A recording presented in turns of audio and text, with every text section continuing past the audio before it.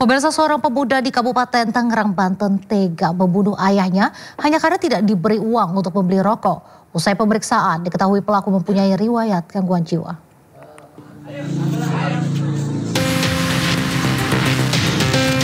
Pria berinisial MS, 38 tahun, warga Kecamatan Mauk, Kabupaten Tangerang, Banten tega membunuh ayahnya.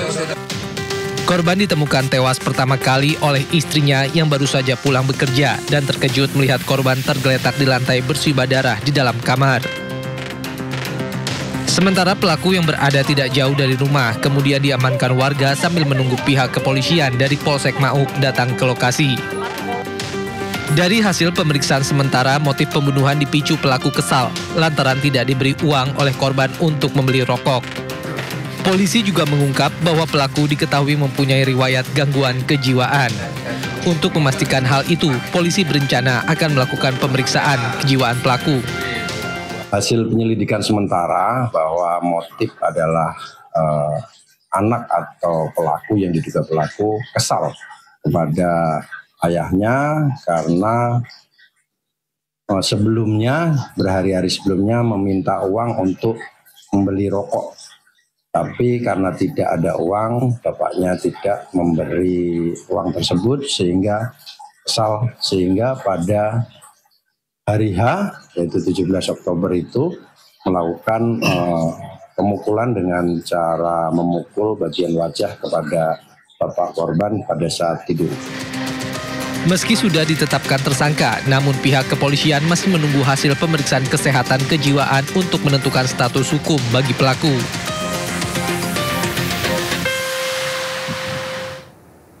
Seorang pria tewas dianiaya dengan senjata tajam di Pasar Angso 2 Jambi. Pelaku kesal menuding korban berselingkuh dengan istrinya.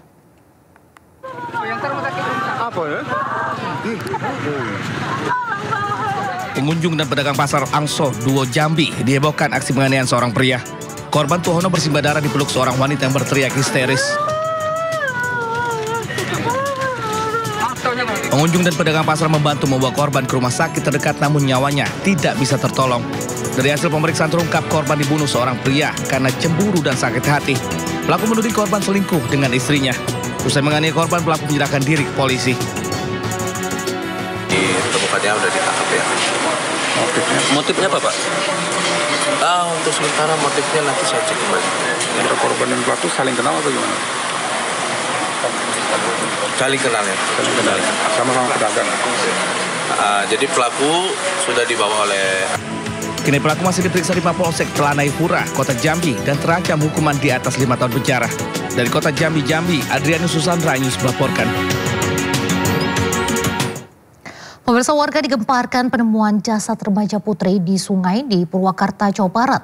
Sebelum ditemukan tewas dengan kondisi nyaris tanpa busana, korban diketahui menghilang selama 2 hari setelah diajak bermain temannya. Jasad remaja perempuan nyaris tanpa busana ditemukan di dasar aliran sungai kecil di Kecamatan Pleret, Purwakarta, Jawa Barat. Saat ditemukan pertama kali oleh warga sekitar, jasad disangka boneka dan usai diperiksa ternyata tubuh manusia yang sudah terbujur kaku. Posisi kepala jasad terendam ke dalam air dengan ditemukan luka memar di punggung. Sementara diketahui korban bernama Jessica, 15 tahun, warga Tegalwaru, Purwakarta. Korban sebelumnya dinyatakan hilang 2 hari setelah diajak main oleh tetangganya. Korban dibawa ke Rumah Sakit Sartika Asih di Bandung untuk diotopsi. Diduga kuat jasad tewas 5 jam sebelum ditemukan. Belum diketahui penyebab tewasnya korban dan polisi tengah menyelidiki dan memeriksa saksi. Wisatawan asal Perancis tewas terseret ombak di pantai Kelingking Beach, Nusa Penida. Proses evakuasi dramatis dengan menaiki anak tangga di tebing yang tinggi.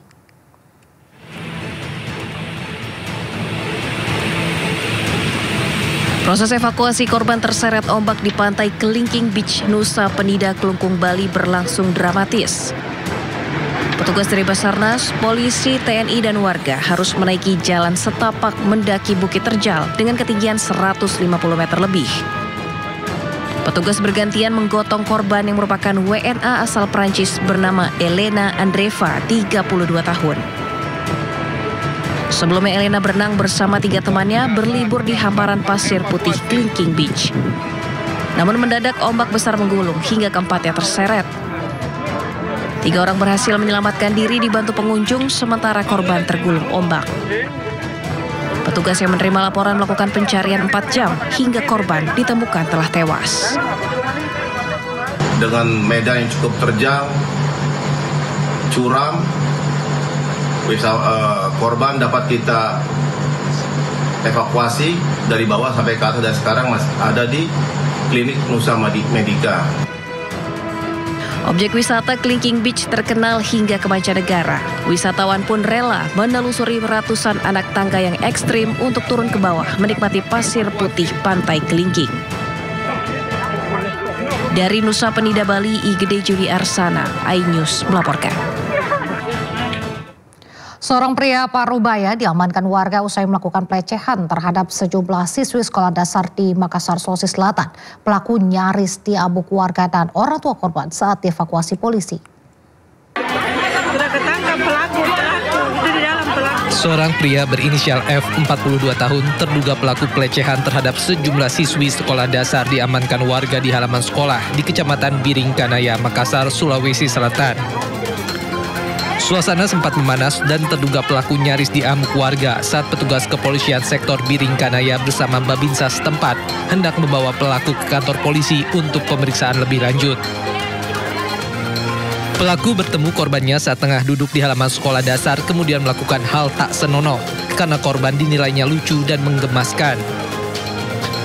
Pasca kejadian itu, sejumlah orang tua murid berharap agar pihak sekolah lebih memperketat pengamanan dan meminta kepada guru untuk meningkatkan ketegasan dalam membedakan orang tua murid dan orang asing yang tidak berkepentingan masuk ke lingkungan sekolah.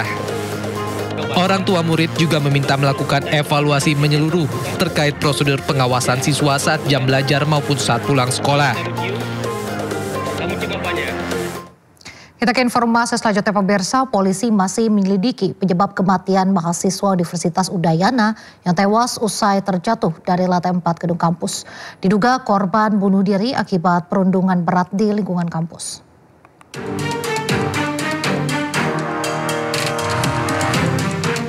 Namaku Timoti, asalku dari Bandung. Keluarga Timoti Anugrah Saputra, mahasiswa Universitas Udayana yang ditemukan meninggal di kawasan kampus, resmi melaporkan kasus kematian anaknya ke polisi. Lukas Triana Putra, ayah korban, membuat laporan di Polresta Denpasar, Bali. Ia meminta polisi menyelidiki penyebab kematian anaknya. Keluarga korban juga menyatakan tidak puas dengan keterangan pihak kampus yang dinilai belum memberikan penjelasan yang jelas. Hingga kini polisi masih menyelidiki penyebab meninggalnya korban. Adanya orang tua korban melakukan pengaduan masyarakat di Polresta untuk mencarikan kepastian sebab-sebab kematian anaknya, mengingat ada kesimpang siuran berita di luar. Masih dumas tepatnya, nanti kan polisi melakukan penyelidikan terkait hal itu. Sesuai data yang kami dapatkan dari Polsek Denpasar bahwa yang bersangkutan itu jatuh dari lantai 4. Sebelumnya korban ditemukan tewas di salah satu gedung Fakultas Ilmu Sosial dan Ilmu Politik Universitas Udayana pada Rabu pagi. Diduga korban bunuh diri akibat perundungan berat di lingkungan kampus. Dari Denpasar, Indira Ari, iNews melaporkan. Sebelumnya, tragedi menimpa Timoti Anugrah Saputra, mahasiswa sosiologi Universitas Udayana yang meninggal dunia karena mengakhiri hidupnya menuai sorotan publik. Mirisnya bukannya berakhir dengan duka dan empati, sejumlah mahasiswa justru menghina kematian Timoti di media sosial.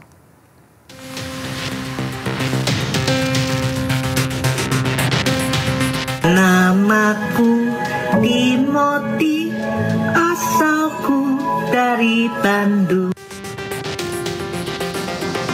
Seorang mahasiswa Universitas Udayana bernama Timoti Anugrah Saputra ditemukan meninggal dunia usai melompat dari gedung Fakultas Ilmu Sosial dan Politik Udayana. Diduga korban yang berasal dari Cimahi, Jawa Barat ini mengalami perundungan sebelum diduga mengakhiri hidupnya. Kesedihan mendalam dirasakan Lukas Triana Putra, ayah Timoti. Timothy meninggal di usia 22 tahun. Ayah korban lalu mendatangi Polresta Denpasar untuk mengusut tuntas penyebab kematian korban. Orang tuanya Timi ingin mencari kebenaran kronologis dari kematiannya Timi. Karena yang selama ini kita terima itu ceritanya masih simpang siur kronologis kematiannya.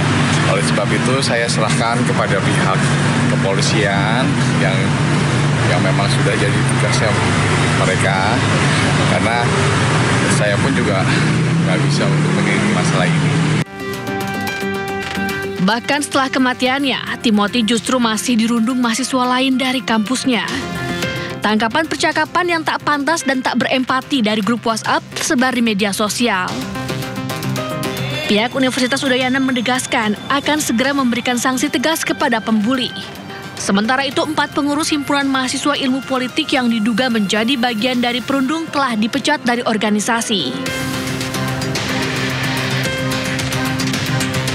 Usai video pembulian viral, mahasiswa yang terlibat percakapan akhirnya mengakui kesalahan dan meminta maaf. Sebelum meninggal dunia, Timothy sempat dirawat di Rumah Sakit Sanglah, namun nyawanya tidak tertolong.